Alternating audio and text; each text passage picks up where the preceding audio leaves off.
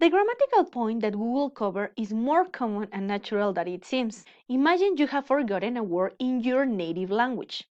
What would you do in order to be understood by other person? Normally, we will describe the object. For example, let's say that I forget the word washing machine.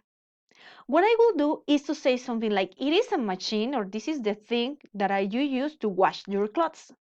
What I'm doing is describing the object. In other words, I'm defining the concept. This is not necessarily a dictionary definition, but I'm using something that grammatically talking is called a relative clause. Relative clauses are clauses that define or identify the noun preceding them. They use relative pronouns who, whom, which, whose, where, why, depending on what you want to describe. In this category, we also have that, used for people and things. This is commonly used in more relative clauses.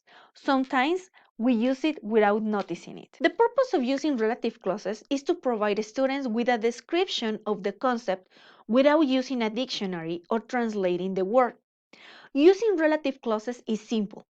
You only need to say the concept or the word, a relative pronoun, and then the description.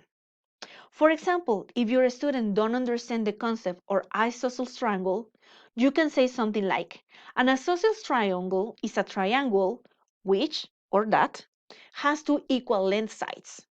Or you can say, it is a triangle which, or that, has two equal length sides.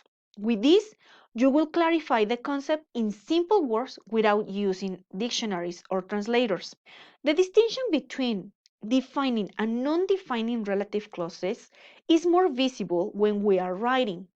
Normally, when there is a non-defining relative clause or non-essential information, we will use commas to separate this information.